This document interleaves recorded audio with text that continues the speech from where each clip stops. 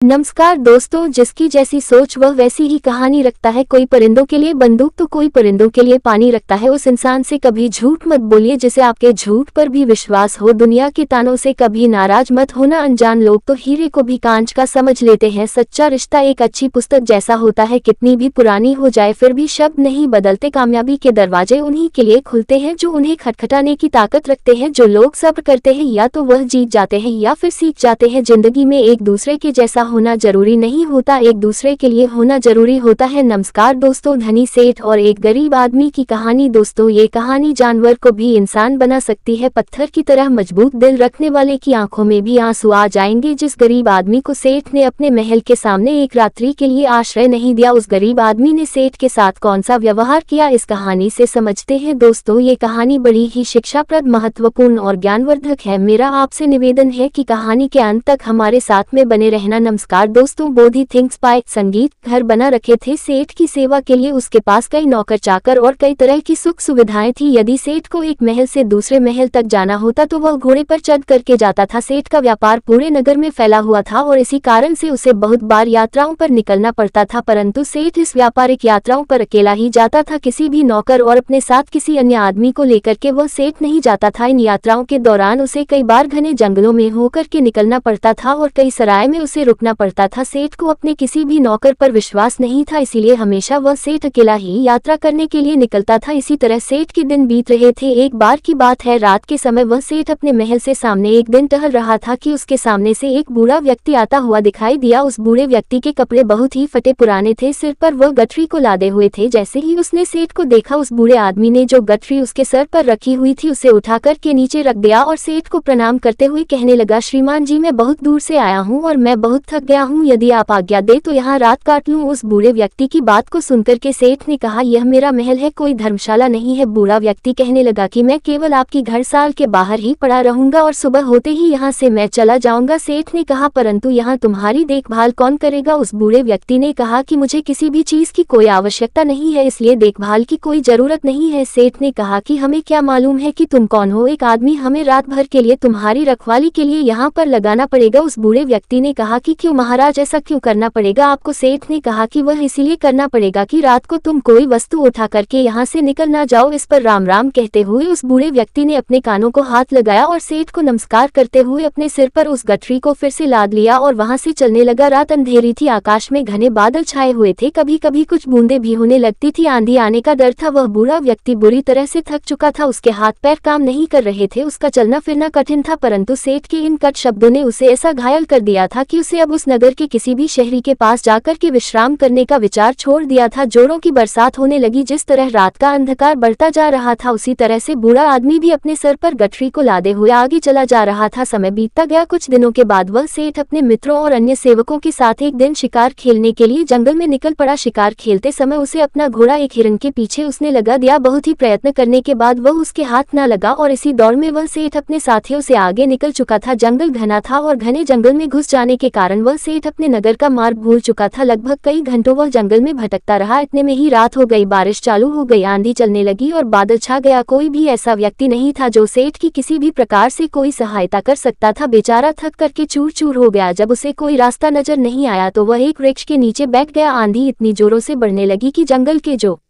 वृक्ष थे वह सब टूट टूट करके गिरने लगे। आंधी के कारण अंधेरा बढ़ने लगा, हाथ को हाथ नहीं दिखाई दे रहा था। प्रकृति के इस प्रकोप से घबरा करके सेठ का जो घोड़ा था वह अपने बचाव के लिए इधर उधर भागने लगा। घोड़े का मालिक इतना थक चुका था कि उसे होश नहीं था। थोड़ी देर के बाद आंधी जब कुछ कम पर थोड़ी थोड़ी बरसात होने से चारों ओर जो फैली हुई धूल थी वह बैठ चुकी थी, आकाश को साफ हो गया था। तब सेठ ने देखा कि उसका घोड़ा उससे वहां से जुदा हो चुका है। उस सेठ ने उस घोड़े को 000 देकर के खरीदा था और उस घोड़े से बहुत ही प्यार करता था। उसे पालने में उसने किसी तरह की कोई कसर नहीं छोड़ी थी। अब तो सेठ को घर पहुंचने की कोई भी उम्मीद नहीं थी। कहते कि सवेरा होने के आसपास रात का अंधकार बहुत बढ़ जाता है और इसी तरह आशा और सूर्य की किरणों के पहुंचने से पहले निराशा और दुख का अंधेरा भी बहुत अधिक हो जाता है। बहुत अधिक दुखी और निराश हो जाने पर उस सेठ को दूर से एक व्यक्ति आता हुआ दिखाई दिया। पहले तो उस व्यक्ति को देखकर के वह सेठ सहम गया, कहीं ये कोई व्यक्ति चोर या डाकू ना हो जो उसे आकर के उसे लूट ले। परंतु जब उस व्यक्ति ने सेठ के पास आकर के नमस्कार कर करते हुए अपने होठों की मुस्कान से सेठ के हृदय को निर्मल कर दिया। सेठ को बड़ी उम्मीद दिखाई दी, उसे आशा का प्रकाश दिखाई देने लगा। हंसते हुए उस व्यक्ति ने सेठ से कहा, आप इतने क्यों घबराते हैं? साथियों के बिछड़ने से, राह भटकने से और किसी की सहायता न मिलने से। कहते हुए सेठ ने अपनी सारी जो कहानी थी उस व्यक्ति को सुना दी। उस व्यक्ति ने जब सेठ की कहानी सुनी तो उसको सेठ पर दया आ गई और वह सेठ को लेकर के अपनी झोपड़ी में चला गया। वहां जाकर उसने बताया कि वह अपने पिता के साथ रहता है। जो भी रूखा सूखा भोजन हम लोग खाते हैं आप भी खा लेना और यहीं पर रुक करके विश्राम कर लेना। सेठ ने कहा कि परंतु मेरे घोड़े का क्या होगा? उस व्यक्ति ने कहा, सुबह होने से पहले मैं आपके घोड़े को किसी भी तरह से ढूंढ लूंगा। सेठ ने कहा कि वह कैसे ढूंढ? तुम, बड़ा घना जंगल है, इतनी अंधेरी रात है, तुम कैसे ढूंढ सकोगे? उस व्यक्ति ने कहा कि मैं इस जंगल के कोने कोने से परिचित हूँ। सेठ ने कहा, तो क्या तुम मेरे साथियों को भी ढूंढ सकोगे? उस व्यक्ति ने कहा, यदि वे इस जंगल में हुए तो मैं अवश्य ही उन्हें ढूंढ निकालूं। इस उत्तर को सुनकर के उस अमीर सेठ को बड़ा ही संतोष हुआ, उसके मन में बड़ी उम्मीद जगी और इस तरह से वह सेठ पूरी तरह से निश्चिंत हो चुका था। वह अब भी सोया नहीं था कि उस व्यक्ति ने सेठ के सामने एक दूध का कटोरा ला करके रख दिया। सेठ ने कहा कि यह क्या है महाशय? उस व्यक्ति ने कहा कि सेठ जी, यह हमारी बकरी का दूध है। सेठ ने कहा कि तुम्हारे पास कितनी बकरियां हैं? उस व्यक्ति ने कहा कि मेरे पास तो सिर्फ एक बकरी है। सेठ ने कहा, क्या एक बकरी इतना दूध दे सकती है या एक शेर से अधिक नहीं होगा? तुम भी पियो। उस व्यक्ति ने कहा कि नहीं, पिताजी ने कहा है कि आज का जो भी दूध है वह केवल अतिथि सेवा में लगाया जा सकता है, आज हम लोग दूध नहीं पिएंगे। सेठ ने कहा कि ऐसा क्यों? उस व्यक्ति ने कहा कि हमारे यहाँ सबसे बढ़िया चीज दूध को समझा जाता है और अतिथि की सेवा में हम लोग इसको पेश कर देते हैं। मैं पिताजी का इकलौता पुत्र हूँ और दूध हमारे यहाँ सर्वोत्तम भोजन समझा जाता है। पिताजी ने यह आपकी सेवा में भेजा है। सेठ ने कहा कि तुम तो सचमुच देवता हो। सेठ की बात को सुनकर के वह व्यक्ति कहने लगा, नहीं सेठ जी, देवता तो बहुत दूर की चीज है, हम तो पूरी मानवता को भी नहीं अपना सके। उसकी बात को सुनकर के सेठ ने कहा, नहीं भैया, मानवता तो आप में कूट कूट करके भरी हुई है। इस तरह बातें करते करते वह सेठ सो गया। अपने अतिथि की सच्ची सेवा करने वाला वह व्यक्ति चुपके से उठा और हाथ में मसाल लिया और अपने अतिथि के घोड़े को ढूंढने के लिए वहां से वह चल दिया। ढूंढते ढूंढते वह सुबह के समय के आसपास ढूंढा। बहुत ढूंढने के बाद आखिर उसे घोड़ा मिल गया। वह अपने अतिथि का घोड़ा ला करके अपनी झोपड़ी पर लौट आया। जब उसकी माँ ने देखा कि अतिथि का घोड़ा मिल गया है तो वह उठ करके घोड़े के लिए सारा डालने लगी। वह जानती थी कि घोड़ा जंगल से घास चर करके आया होगा, परंतु फिर भी उसने अतिथि के घोड़े की सेवा करना अपना परम कर्तव्य समझा। घोड़े को यदि सारा ना मिलता तो शायद अतिथि सेवा अधूरी समझी जाती। सुबह के समय जब वह अमीर सेठ सो करके जगा तो उसने देखा कि उसका जो घोड़ा है वह सारा खा रहा था और अतिथि सेवक वह व्यक्ति उसके सामने हाथ जोड़े हुए कह रहा था, आज ईश्वर ने हमारी लाज रख ली। उसको सुनकर के सेठ ने पूछा कि कैसे? उस व्यक्ति ने कहा, सेठ जी, आपका घोड़ा सकुशल मिल गया। यदि वह सामने की ओर निकल जाता तो शायद बाघ उसे अपना शिकार बना लेता। इतना सुनकर कि उस